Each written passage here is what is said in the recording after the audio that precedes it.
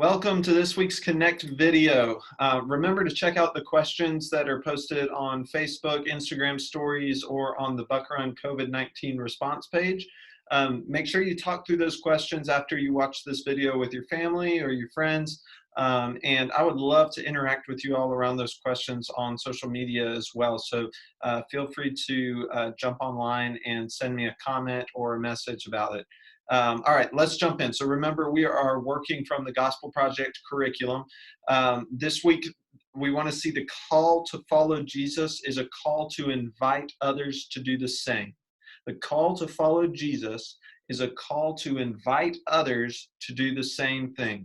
So we are in Luke chapter 5, and we're going to hit a couple of different pieces of Luke chapter 5, starting in verse 3. Luke chapter 5, verse 3.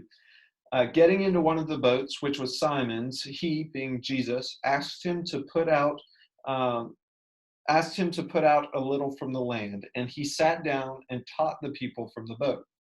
And when he had finished speaking, he said to Simon, "Put out into the deep and let down your nets for a catch." And Simon answered, "Master, we toiled all night and took nothing, but at your word I will let down the nets." And when they had done this, they enclosed a large number of fish, and their nets were breaking. And they signaled to their partners in the other boat to come and help them. And they came and filled both the boats so that they began to sink. But when Simon Peter saw it, he fell down at Jesus' knees, saying, "Depart from me, for I am a sinful man, O Lord." For he and all who were with him were astonished at the catch of fish that they had taken. And so also were James and John, sons of Zebedee, who were partners with Simon. And Jesus said to Simon, "Do not be afraid. From now on, you will be catching men." And when they had brought their boats to land, they left everything and followed him. Then we're going to skip to verse 27. This is Jesus' call of Levi, or Matthew. It says, "After this, he went out and saw a tax collector named Levi sitting at the tax booth. And he said to him, 'Follow me.' And leaving everything, he rose and followed him. And Levi made him a great feast in his house. And there was a large company of tax collectors and others reclining at table with him. And the Pharisees and their scribes grumbled at his disciples, saying, 'Why do you eat and drink with tax collectors and sinners?' And Jesus answered them, 'Those who are well have no need of a physician, but those who are sick. I have not come to call the righteous, but sinners to repentance.'" So in these passages, we see Jesus coming up to people, doing everyday things, and calling them to drop it all and follow him. So this is like you're in class at school, and some guy walks into the class and says, "Hey, follow me," and you're like, "Well, okay," and you get up and you walk out of class and you follow him. Or you're at the grocery store, like getting your Fruit Loops and whatnot, and a guy walks up and he says, "You should leave your family and come and follow me." Like, that's pretty scary, okay? But in both of these stories, they immediately stopped what they were doing and they did exactly what Jesus said. So the first thing we should see here is the illogical but miraculous call of Jesus. So Jesus starts out by giving these guys some really weird fishing tips, right? But in the end, he shows that he's not just some guy who wants you to follow him. He shows that he's the miracle working Son of God. So when we decide to follow Jesus, we're not just trusting in someone who has no resume or anything. Yes, we're called to leave our worldly lives behind and to follow him.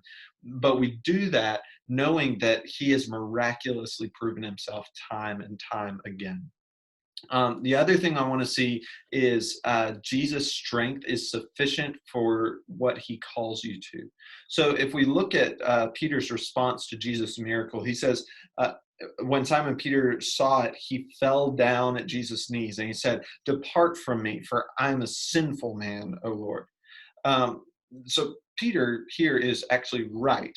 Like Peter's right in saying that he is a sinful man, but he missed the point of the miracle here. So when Jesus calls us to follow him, it's not because of our goodness. It's not because we're not sinful people, or it's not because of our ability to fulfill his call on our own.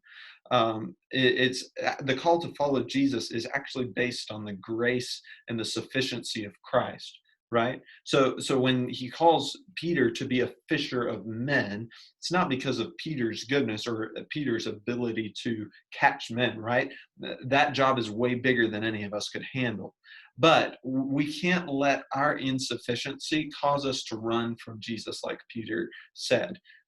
He said, "Depart from me." No, like Jesus wants us to run towards him. Our insufficiency should cause us to trust in him to accomplish what he has called us to do.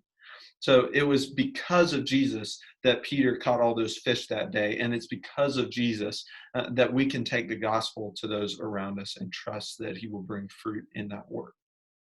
The third thing is a transformative relationship with Jesus. So we see that Jesus transforms people in this relationship. So he calls people to two things. Number one, he says, "Follow me," which initially is just a relationship with him, right? But he doesn't stop there. So those he calls to follow him, he also calls to be changed. So with Peter and his friends, Jesus tells them, uh, that sort of change right up front. He says they're not going to be fishermen anymore. Instead, they're going to be fishing for men. And with Levi, Levi is a tax collector. But immediately after following Jesus, we see him inviting all of his friends and other tax collectors to meet Jesus. So immediately, Levi's mission in life changed to be helping others to follow Jesus, helping other people to know Jesus. That's the same mission that we're given today. We are called to be fishers of men. We are called to draw people into the relationship that we have with Christ. And we're called to go to non Christians around us and introduce them to Christ so that they too can follow him. So let's remember this week to live on mission. The call to follow Jesus is a call to invite others to do the same. So remember to check out those questions that are posted online and take some time to talk to your family and your friends about those questions.